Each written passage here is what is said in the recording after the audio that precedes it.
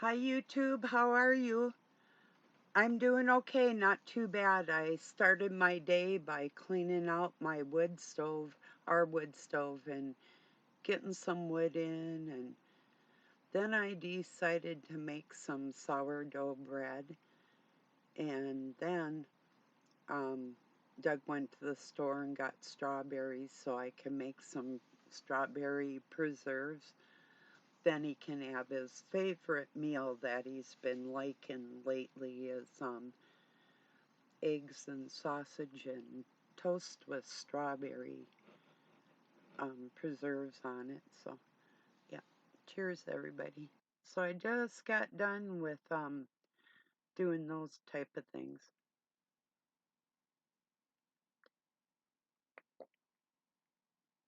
I thought about exercising, but my arm's a little sore and I kept busy anyway, so not today. I usually do. But I thought, hey, I'll just give myself a break. I thought about, I'll just make a small video and talk to you for a while. I had shared where a call for an uprising had 4 channels go down last night because he's talking about stuff like he covered Pizzagate from the beginning and all these different things that have to do with like Count Dracula type of thing, only with kids, and Chrome Adrena, if you know what I mean. Just switch them two around.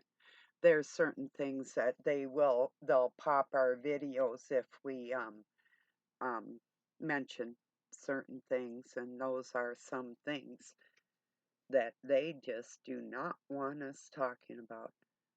I had shared over on my Facebook. In fact, I'll pull it up and give you the exact this is I think it was 55 minutes long or 50 minutes, somewhere around in there, where it's talking about, let's see if I can pull it up here. Boy, how do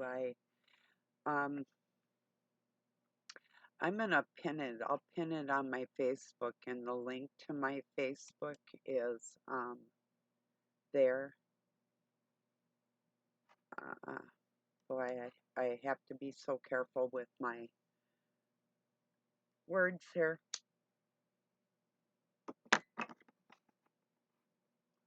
We wouldn't want to be accused of telling the truth or anything. But it's about the Torah versus Babylonian Talmud and the Kabbalah and magic with, you'll see just that. There's more to it than that. But yeah. And there's a couple other really good little videos. Yeah, here's a good one. A friend I wrote. People tell their children not to trust strangers, and then they turn around and blindly trust in politicians and celebrities and people they've never met. Very true. And this is it, right? I got there's some kind of a terrier, a white terrier, and it's just like smirking, and it says the face you make when you've been called anti-Semitic all year, but you've never been called a liar. That's true.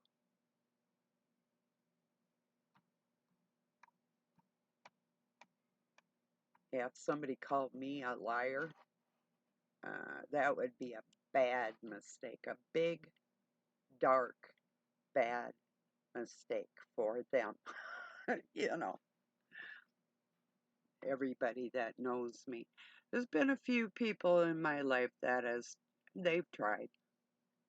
But when I nail them with the truth, even within the times that they're trying to call me a liar, and I come up with some just sad truth at them, they're like, just damn her. They can't stand it. Huh? Too bad. You know,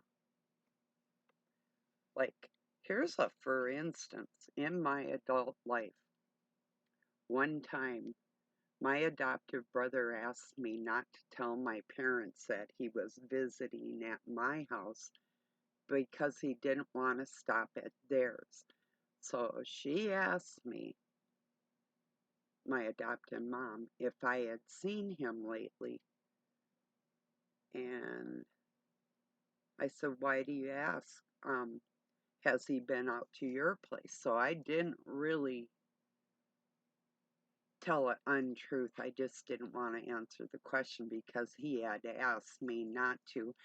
Then after that, made me uncomfortable. I told him, don't you ever put me in that position again. If you can't just tell him, hey, look, we're going to have a few beers and probably smoke something, and you don't do that, and that's probably why we're not hanging around, or we're going fishing and you stay in your house, or we're going to go swim and you don't do that, like to be real with people instead of be a liar, you know. But that's the only thing like that they ever had to try and nail me with something fucking stupid like that. So I've been in some really hellacious situations. I've gotten beat down for being truthful. So for somebody, if they ever want to broach that, well, let's just say that things probably won't go as smoothly as you would hope. You know. So anyway, even people that don't like me, they have to admit that about me. You know.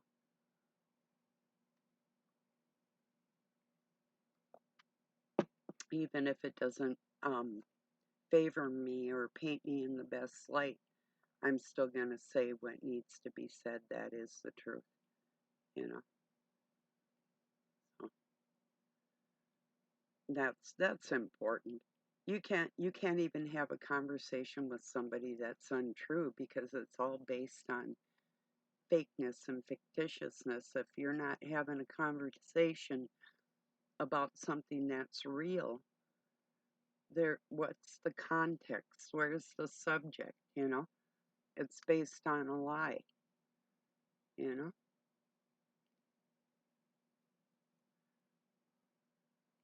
And I've gotten in trouble with liars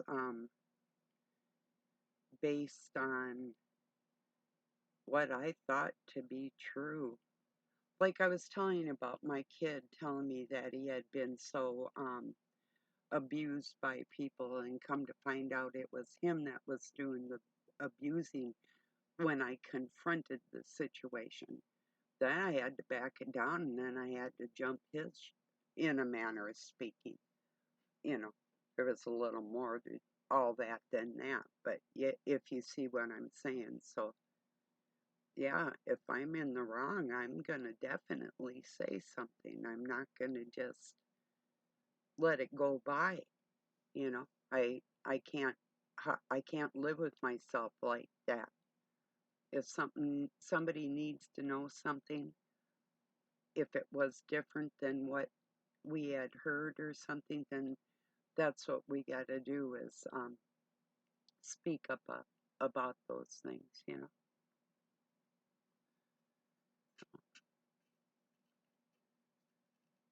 Yeah.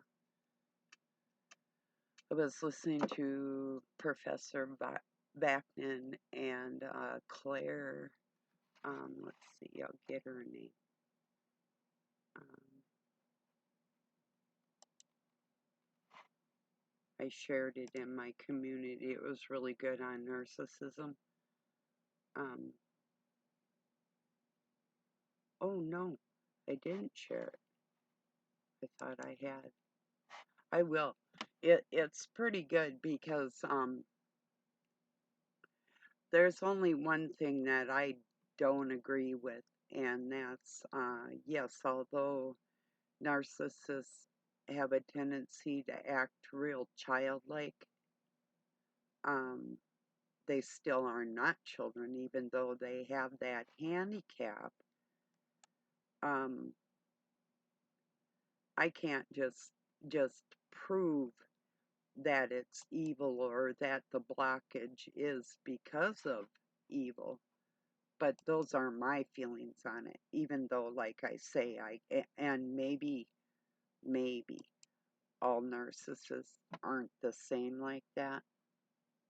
But from what I've experienced, um, yeah, I do think it stems from trauma.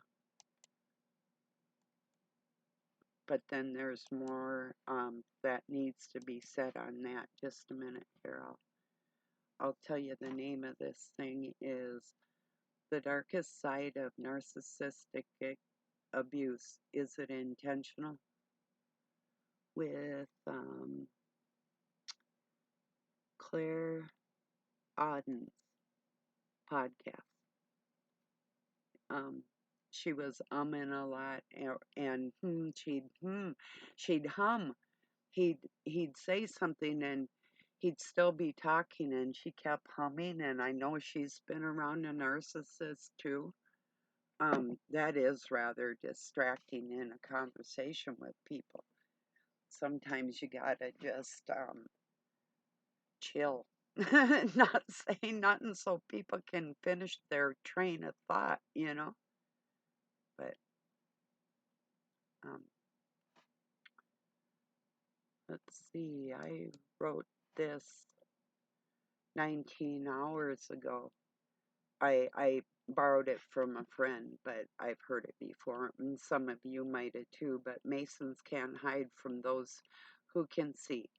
I heard, or wait, the head Mason of the entire world is Superior General Jesuit Order James Parton, American historian. Freemasonry is Jewish from beginning to end.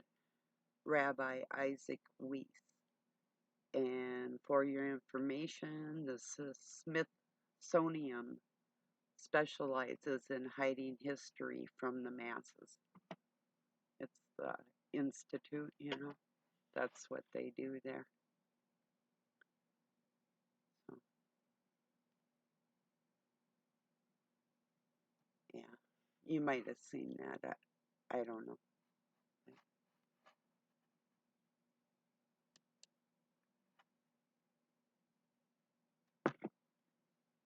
I don't know what really is on my mind. Just um, I'm a little fumigated from strawberries. You would think, and even the bread. It kind of just cooking things sometimes, especially sweet stuff, will make me sick. It's like when I worked in bakeries. It's like I rarely would eat any baked goods, maybe bread, but something sweet while I was working, no way, not even close ish.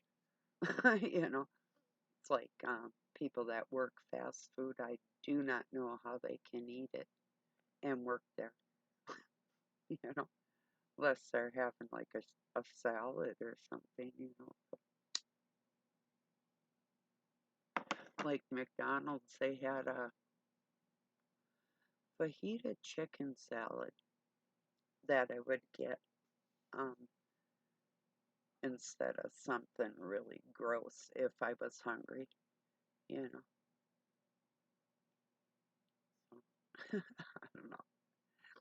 It's I don't know. It's hard to when you smell food when you're cooking it. If you do that, I don't know if you've ever cooked for a living, but yeah, for me it doesn't. I worked with people like they'd grab a French fry or they'd grab a nugget or like a piece of cheese or whatever, and I'm looking at them like, first off, you're stealing, you know. But, and I wondered too, like with chicken nuggets being so expensive, if you get like a 9 pack or whatever, and then you work with somebody that eats like 4 or 5 of them, isn't there going to be an odd number? Well, I know, like at one point, a place I worked, our district manager had gone to Florida because her father died, and she would keep in communication with the restaurant, the store, when she was down there, and her assistant manager was handling things, and she wanted me to do that, and I was like, no, I was crew chief, so training people to do different jobs around the restaurant. So plus doing everything, you know, because we took turns doing whatever, you know. Oh, we'd alternate, you know. I think it was like a few days here, a few days there, you know, like one day you're washing dishes, other time you're running a cash register, another time you're cooking, another time you're handing out the food. Um, Pretty much everybody was expected to keep the restaurant clean. You know, if you see something, clean it up. Not everybody was like that, but yeah, it goes smoother if it's clean. People want to eat there more often if you keep a place clean, you know.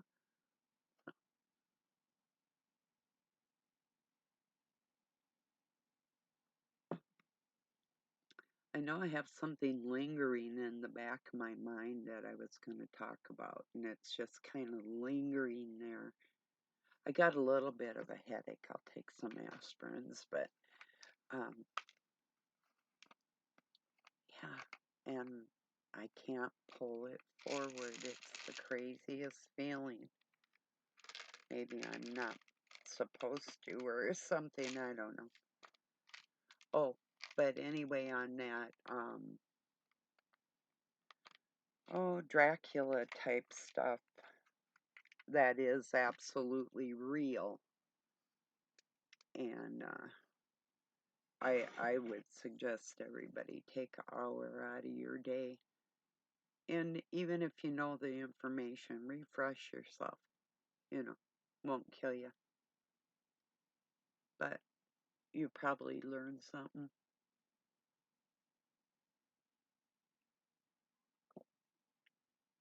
It's like Dr. Sean Baker had shared a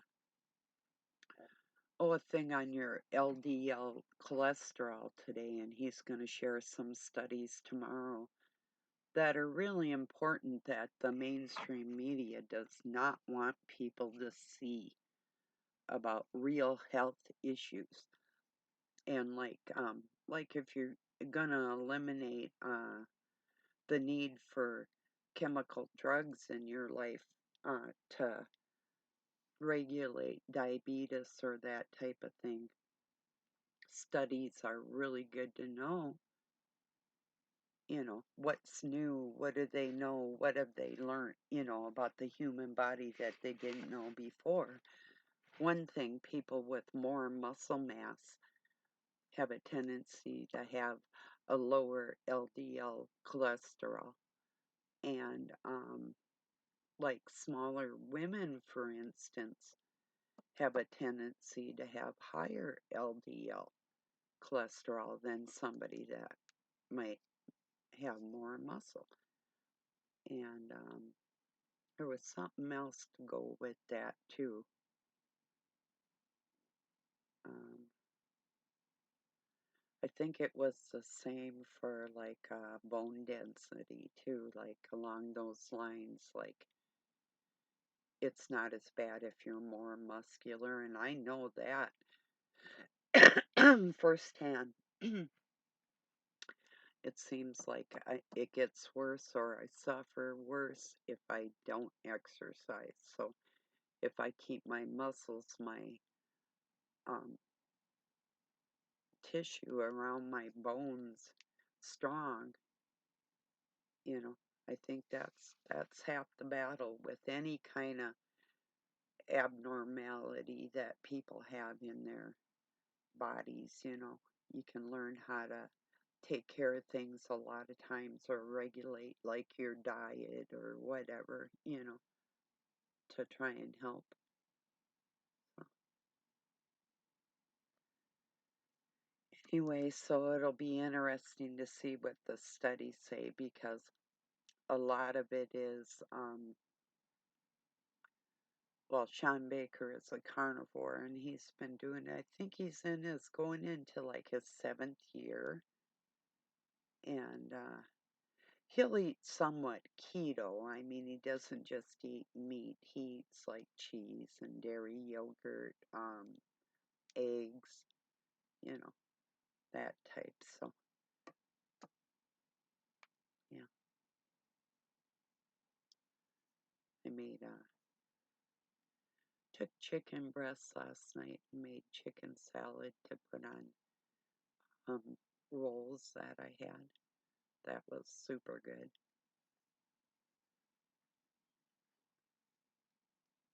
And then I didn't have any sugar. See, the night before didn't have any sugar, but I'm going to tonight. Either I might try a little bit of my strawberry preserves, but not much. Yeah, but I'm gonna have some chocolate later. So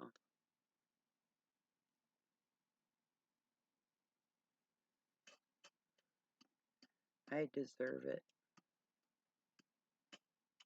But it seems like a really long day, but I mean, as far as it went quick, it's weird. Okay, what seems long about it is I still have some things to do.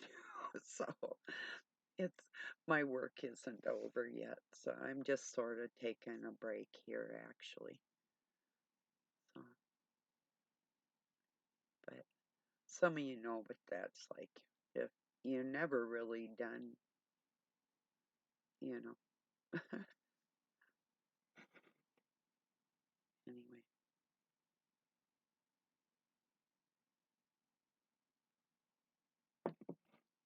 mm, I suppose everybody, or most of you, had heard about those tunnels that they had found under New York City, and there's connected to a synagogue. Well, I would say for thousands of years, all the tunnels over the world are connected to synagogues or some sort of places where they'll have their rituals.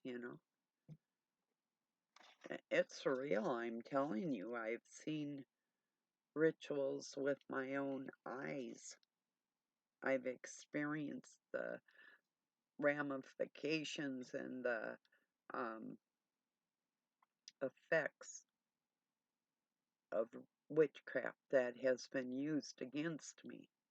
So I mean, when I'm talking about these things, I'm really not talking about it lightly. I don't just read it and think, oh yeah, well, this is like maybe not very common, and that brings to mind what I was trying to bring forth in my mind.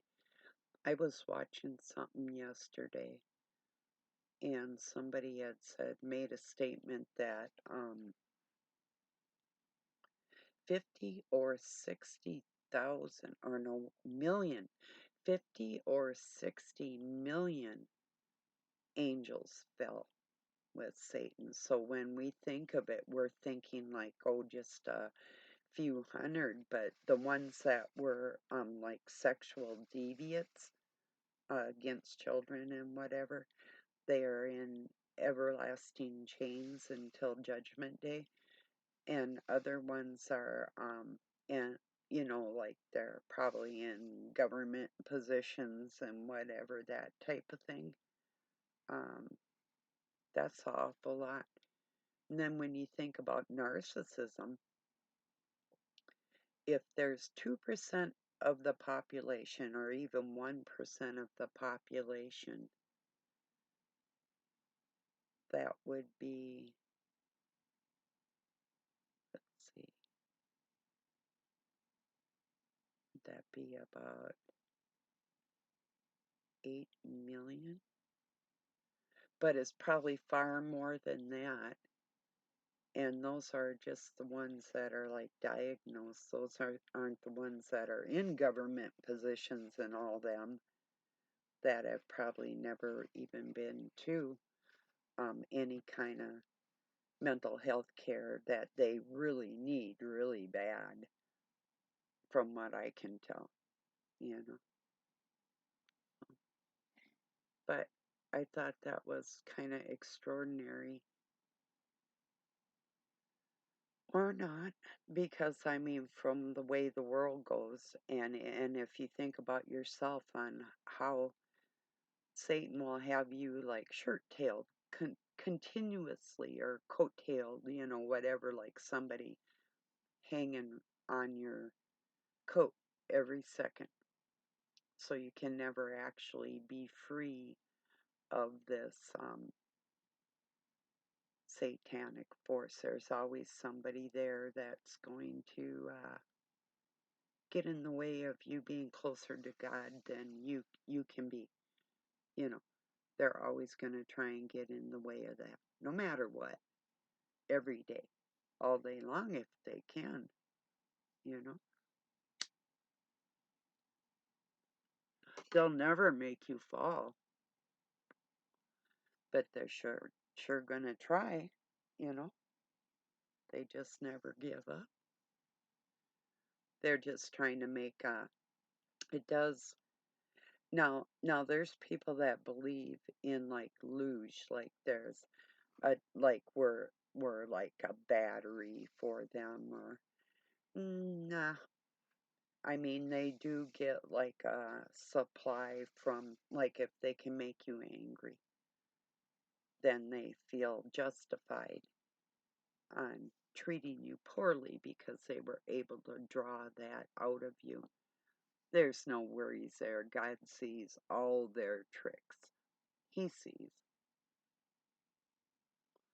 Whether you want to call that narcissism or just flat out evil, if a person doesn't know what they're doing, the mental handicap mind of a child even isn't aware of how they're going to act, maybe even they can premeditate doing a misdeed or a bad deed, or temper tantrums or whatever it is. So to say that a narcissist has the mind of a child, I'm not really on board with that.